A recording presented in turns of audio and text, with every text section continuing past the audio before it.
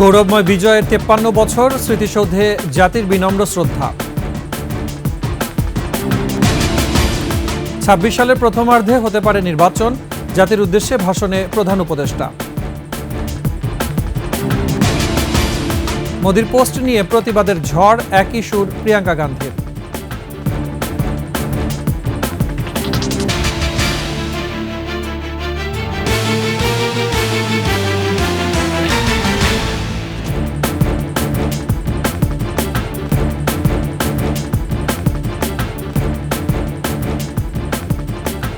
শুনছিলেন সংবাদ শিরোনাম, আমন্ত্রণ 21 সংবাদে, সাথে আছি মুজাহিদুল ইসলাম। দর্শক, 21 টেলিভিশনের সংবাদ একসাথে সরাসরি দেখতে পাবেন আমাদের ফেসবুক পেজ www.facebook.com/2124 অনলাইন। এছাড়া সাবস্ক্রাইব করতে পারেন www.youtube.com/21etv চ্যানেলে। বিজয়ের 53তম বছরে জাতির শ্রেষ্ঠ সন্তানদের স্মরণ করেছে পুরো জাতি। 71 সালের 16ই ডিসেম্বর বিজয় অর্জন করে বাংলাদেশ। জাতির জন্য চির গৌরবময় দিনটিতে একটি মানচিত্র পায় বাংলার মানুষ। জুলাই বিপ্লবের পর নতুন আলোয় উদযাপিত হয়েছে সার্বভৌম দেশ হিসেবে বাংলাদেশের অভ্যুদয়ের আলোকোজ্জ্বল এই দিন। জাতীয় স্মৃতিসৌধে সর্বস্তরের মানুষের কণ্ঠে উঠে এসেছে বৈষম্যহীন দেশ গড়ার অঙ্গীকার। সাভার প্রতিনিধি আরিফুল ইসলামের সহায়তায় আফসানা নীলার রিপোর্ট। বিজয়ের 54তম দিনে স্বাধীনতা সৈনিকদের শ্রদ্ধা জানাতে সাভারে জাতীয় স্মৃতিসৌধে নামে সর্বস্তরের মানুষের ঢল। ফুলেল শ্রদ্ধা আর ভালোবাসায় স্মরণ করা হয় দেশের জন্য আত্মত্যাগকারী বীর শহীদদের। জাতীয় স্মৃতিসৌধে বিভিন্ন রাজনৈতিক দলের নেতাকর্মীরা, সামাজিক সাংস্কৃতিক সংগঠন, স্কুল কলেজ পড়ুয়া শিক্ষার্থী সহ শিশু কিশোর ও বয়োবৃদ্ধরা ফুলেল শ্রদ্ধা জানিয়েছেন বীর শহীদদের। বিজয়ের আবেগ যেন না ফুরোয়। মুক্ত স্বাধীন দেশে মত প্রকাশের স্বাধীনতা আর বৈষম্যহীন সমাজ কামনা করেন সব মানুষ। যারা প্রাণ দিয়েছেন দেশের জন্য অকাতরে, তাদের আত্মত্যাগের প্রতি সম্মান জানানোর উদ্দেশ্যে আমরা এখানে মূলত আসছি। আজকে মহান বিজয় দিবস, সেই উপলক্ষে আমরা সবাই এসেছি স্মৃতিসৌধে তাদের প্রতি শ্রদ্ধাঞ্জলি জানাতে। যেন আগামী দিনের ভবিষ্যৎ যারা আছে তারা যেন জানতে পারে মুক্তিযুদ্ধ কি, কেন, কিভাবে হয়েছে। জুলাই বিপ্লব এবারের বিজয় দিবস উদযাপনে নতুন মাত্রা যোগ করেছে বলে মনে করেন তরুণ সমাজ। এমন বিজয় তো চেয়েছিলাম যে আমরা স্বাধীন মুক্ত বিহঙ্গের মতো ঘুরবো, তো এবারের বিজয়টা হয়তো আরেকটু বেশি আমার কাছে সেরকম। স্বৈরাচারী পতনের পর এটা আমাদের প্রথম বিজয়, তো আমাদের অন্যরকম একটা আনন্দ। বর্তমানের যে স্বাধীনতাটা, সেটা আমরা ওই বিজয় দিবসের থেকেই ইন্সপায়ার হয়েছি। তো এই ক্ষেত্রে আমাদের ওটা মনে রেখেই 16 ডিসেম্বর, তারপরে 26শে মার্চ এগুলো পালন করতে হবে। দেশের প্রতি ভালোবাসা আর মমত্ববোধ ছড়িয়ে পড়ুক প্রজন্ম থেকে প্রজন্মে। বিজয় দিবসে এমনি প্রত্যাশা সবার। আফসানা নীলা, ডেস্ক রিপোর্ট, 21 টেলিভিশন। এর আগে মহান বিজয় দিবসে সাভারের জাতীয় স্মৃতিসৌধে 71-এর বীর শহীদদের প্রতি শ্রদ্ধা জানিয়েছেন রাষ্ট্রপতি মোহাম্মদ শাহাবুদ্দিন ও প্রধান উপদেষ্টা ডক্টর মোহাম্মদ ইউনুস। শ্রদ্ধা জানিয়েছেন সফররত পূর্ব তিমুরের প্রেসিডেন্ট রামোস হোর্তা। পবন আহমেদের সহায়তায় মানিক শিকদারের রিপোর্ট, ক্যামেরায় ছিলেন মনিরুল ইসলাম মনি। কুয়াশা ঘেরা ভোরে সূর্যোদয়ের সাথে সাথে সাভার জাতীয় স্মৃতিসৌধে বীর শহীদদের প্রতি শ্রদ্ধা নিবেদন করেন রাষ্ট্রপতি মোহাম্মদ শাহাবুদ্দিন। পুষ্পস্তবক অর্পণের পর সেখানে কিছুক্ষণ নীরবে দাঁড়িয়ে থাকেন রাষ্ট্রপতি। এ সময় সশস্ত্র বাহিনীর একটি চৌকস দল সালাম জানায়। বিউগলে করুণ সুর বেজে ওঠে।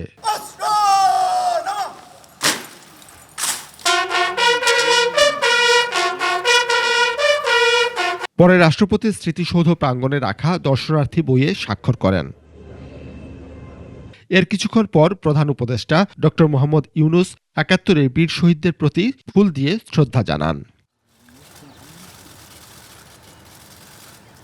এ সময় তার সঙ্গে ছিলেন পূর্ব তিমুরের প্রেসিডেন্ট জোসে রামোস হোর্তা, কয়েকজন উপদেষ্টা ও 3 বাহিনীর প্রধান। পুষ্পস্তবক অর্পণের পর প্রধান উপদেষ্টা বীর শহীদদের প্রতি শ্রদ্ধা জানাতে কিছুক্ষণ নীরবে দাঁড়িয়ে থাকেন।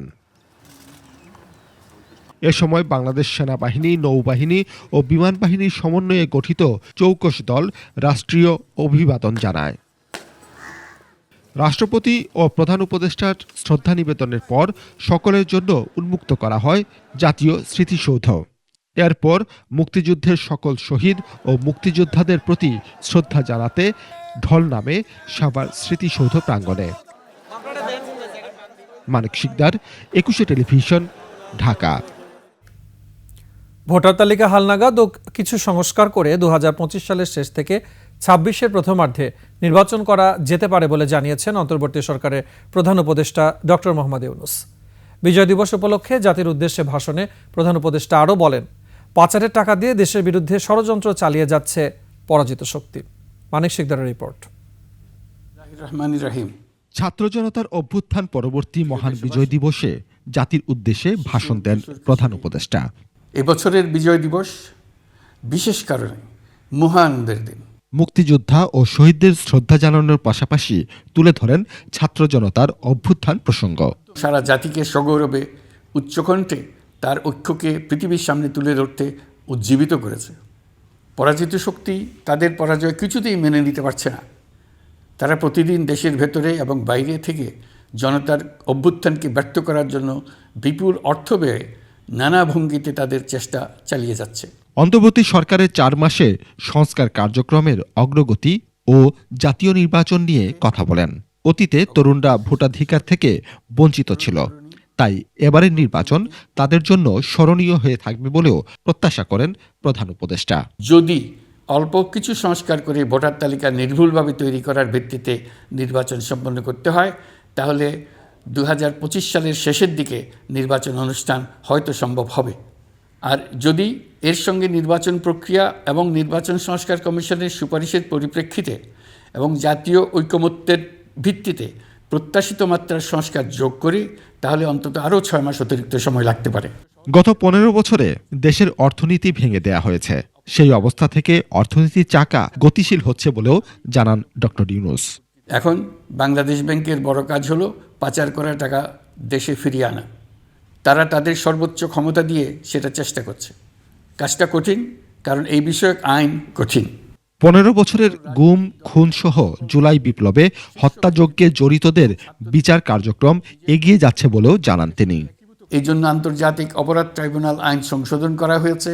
বিচার প্রক্রিয়ার স্বচ্ছতা নিশ্চিত করার জন্য আসামিদের বিদেশি আইনজীবী নিয়োগের সুযোগ দেওয়া হয়েছে। বিজয়ের মাসে সবাইকে ঐক্যবদ্ধ হয়ে দেশকে এগিয়ে নেয়ার আহ্বান জানান প্রধান উপদেষ্টা। জাতি, ধর্ম, বর্ণ, বয়স নির্বিশেষে সবাইকে ঐক্যবদ্ধ থাকার আহ্বান জানাচ্ছি। মানিক শিকদার, 21 টেলিভিশন, ঢাকা। বাংলাদেশের বিজয় দিবসকে ভারতের বিজয় বলে সে দেশের প্রধানমন্ত্রী নরেন্দ্র মোদীর ঔদ্ধত্যপূর্ণ বক্তব্যে তীব্র প্রতিবাদ জানিয়েছেন বাংলাদেশের বিভিন্ন শ্রেণী পেশার প্রতিনিধিরা। ভবিষ্যতে এমন বক্তব্য যাতে আর না আসে সেজন্য অন্তর্বর্তী সরকারকে রাষ্ট্রীয়ভাবে প্রতিবাদ জানানোর দাবি জানিয়েছেন তারা। এদিকে কংগ্রেস নেত্রী প্রিয়াঙ্কা গান্ধীও সুর মিলিয়েছেন মোদীর কণ্ঠে। দেশটির সংসদে দেয়া বক্তব্যে তিনি বলেন, ইন্দিরা গান্ধীর বিরচিত নেতৃত্বেই বিজয়ী হয় বাংলাদেশ। তৌহিদুর রহমানের রিপোর্ট। বাংলাদেশের 54তম বিজয় দিবসকে সামনে রেখে ভারতের প্রধানমন্ত্রী নরেন্দ্র মোদী সামাজিক মাধ্যমে একটি পোস্ট দিয়েছেন, যেখানে তিনি 1971 সালে 16 ডিসেম্বরকে ভারতের ঐতিহাসিক বিজয় বলে উল্লেখ করেন। তার ভাষায় সেই বিজয়ে অবদান রাখা ভারতীয় সেনা সদস্যদের প্রতি সামাজিক মাধ্যমে শুভেচ্ছা জানিয়েছেন। অন্যদিকে ভারতের লোকসভার সদস্য প্রিয়াঙ্কা গান্ধী বলেন, 1971 সালে ইন্দিরা গান্ধীর বিরচিত নেতৃত্বে বিজয়ী হয় বাংলাদেশ। जिन्होंने कठिन से कठिन परिस्थितियों में साहस दिखाया और एक ऐसा नेतृत्व दिखाया जिससे ये देश विजय हुआ। নরেন্দ্র মোদীর পোস্টের তীব্র প্রতিবাদ জানিয়েছেন বিভিন্ন ব্যক্তিরা।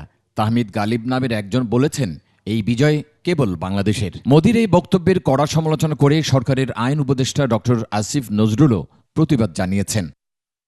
বৈষম্য বিরোধী ছাত্র আন্দোলনের আহ্বায়ক হাসনাত আবদুল্লাহ এর প্রতিবাদ জানিয়ে ভারতের হুমকির বিরুদ্ধে লড়াই চালিয়ে যাওয়ার কথা জানান। মোদীর এই বক্তব্য অগ্রহণযোগ্য এবং নিন্দনীয় বলে মন্তব্য করেছেন রাজনীতিবিদ ও বিশিষ্টজনেরাও। মুক্তিযোদ্ধাদের সরাসরি অংশগ্রহণের কারণেই এই বিজয় সম্ভব হয়েছে। অতএব এটাকে সংকীর্ণ দৃষ্টিকোণ থেকে দেখাটা ঠিক না, এটা নিন্দনীয় ব্যাপার। বাংলাদেশের জনগণ এবং রাষ্ট্রের যে মনোভাব দেখছে, ভারতকে এটা মনে রাখতে হবে।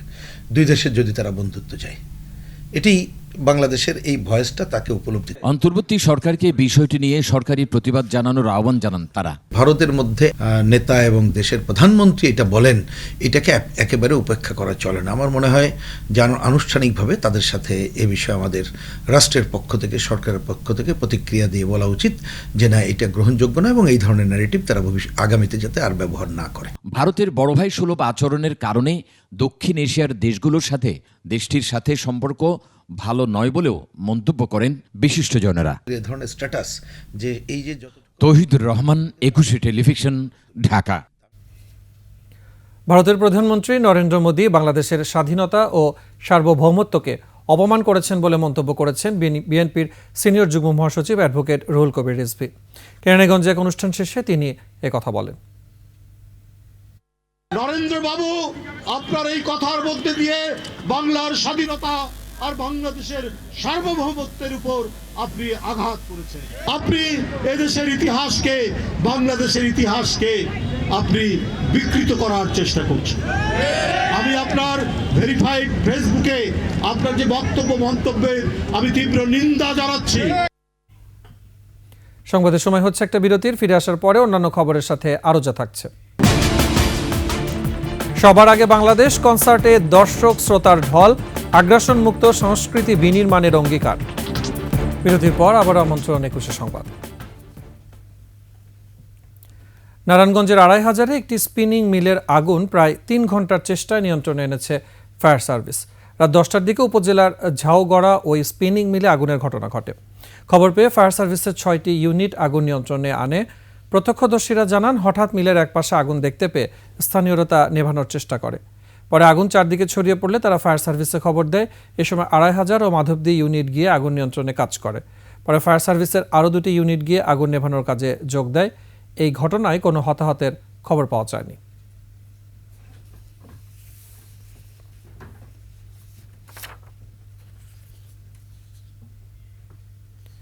মহান বিজয় দিবস উপলক্ষে জাতীয় জাদুঘরের সামনে বিজয়ের লাল জুলাই কর্মসূচি পালন করে ইনকিলাব মঞ্চ।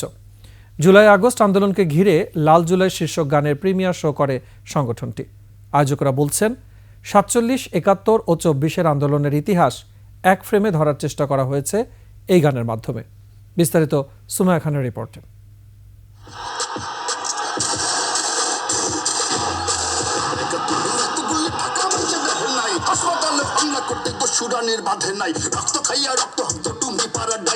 জুলাই বিপ্লবকে ঘিরে এই পর্যন্ত লাল জুলাই শীর্ষক এটাই প্রথম গান। গানটির রচয়িতা ইনকিলাব মঞ্চের মুখপাত্র শরীফ ওসমান বিন হাদি ও সুর করেছেন রাহাত শান্তনু।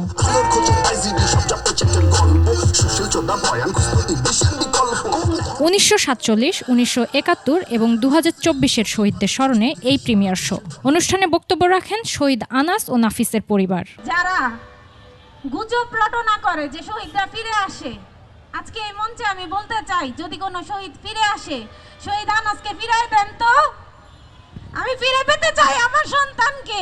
সবার কাছে আমার নাফিজের মা, নাসের মায়ের তরফ থেকে, শহীদদের মার তরফ থেকে একটাই চাওয়া, আপনারা সবাই আমাদের নাফিজদের জন্য, শহীদদের জন্য মন খুলে দোয়া করবেন। আমরা যতদিন সকল শহীদদের মার তরফ থেকে শহীদদের বিচার চাই।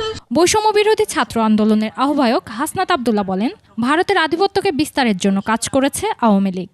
যারা দিনের ভোট রাতে নিয়েছে তাদের বিচার নিশ্চিত করতে হবে। ফেলানি ভারতের তার কাটায় ঝুলেছিল, সেই হত্যার বিচার করতে হবে। এই আওয়ামী ফ্যাসিস্ট আমলের প্রত্যেকটি হত্যার আমরা বিচার দেখতে চাই।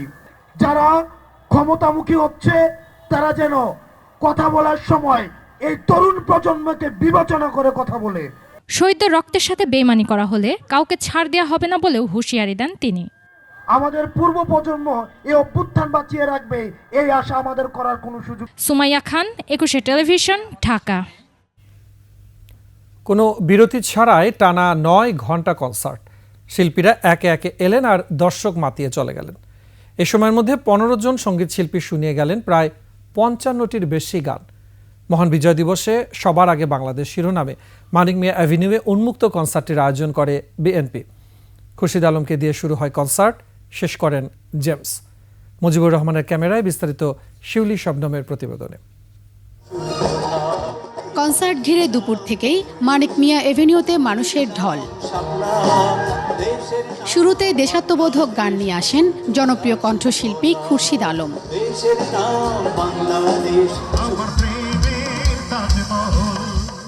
একে একে মনির খান, কনক চাঁপা, প্রীতমের মতো নন্দিত শিল্পীরা দর্শক শ্রোতাকে মুগ্ধ করেন।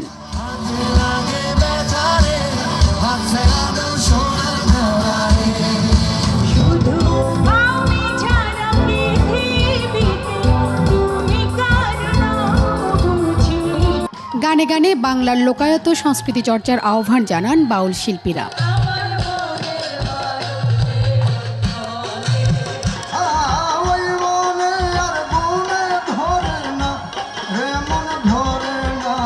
বিকেল গড়িয়ে সন্ধ্যা নামতেই মঞ্চের সামনে পেছনে পাশের সড়কে এমনকি গাছের ওপরেও চড়ে বসেন কনসার্ট দেখতে আসা মানুষ।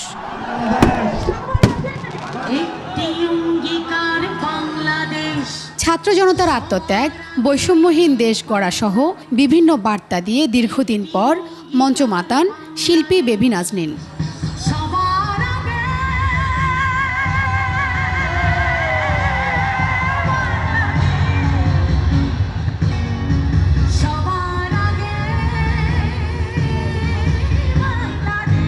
একের পর এক বিভিন্ন ব্যান্ড দল তাদের সঙ্গীত পরিবেশন করেন এই মেগা কনসার্টে। আয়োজকরা বলছেন, গত 15 বছর মানুষ স্বাধীনভাবে বিজয় দিবস উদযাপন করতে পারেনি, তাই জাতিকে একত্রিত করতে এই আয়োজন। আজকের যে বিজয় দিবস, এই বিজয় দিবসটি আমাদের কাছে অত্যন্ত গুরুত্বপূর্ণ। রাত গড়াতেই মানিক মিয়া এভিনিউ উত্তাল জনসমুদ্রে পরিণত। বাংলাদেশের বিজয়ের 53 বছরে বিজয় দিবস উপলক্ষে আয়োজিত এই কনসার্ট দেখতে দুপুর থেকেই মানিক মিয়া এভিনিউতে নামে মানুষের ঢল এবং এই পুরো কনসার্ট জুড়ে ধ্বনিত হয় বিদেশি সাংস্কৃতিক আগ্রাসন রুখে দিয়ে দেশীয় সংস্কৃতি পরিচর্যার আহ্বান এবং একই সাথে বিজয়ের যে চেতনা, সেই চেতনা ধরে রাখার জন্য সবাইকে ঐক্যবদ্ধ থাকার আহ্বান জানানো হয় পুরো কনসার্ট জুড়ে। শিউলি স্বপ্নম, 21 টেলিভিশন, ঢাকা। শেষ করছি 21 সংবাদ। যাবার আগে শিরোনামগুলো জানাবো আরো একবার। গৌরবময় বিজয় 53 বছর, স্মৃতিসৌধে জাতির বিনম্র শ্রদ্ধা। 26 সালের প্রথমার্ধে হতে পারে নির্বাচন, জাতির উদ্দেশ্যে ভাষণে প্রধান উপদেষ্টা। মোদির পোস্ট নিয়ে প্রতিবাদের ঝড়, একই সুর প্রিয়াঙ্কা গান্ধীর।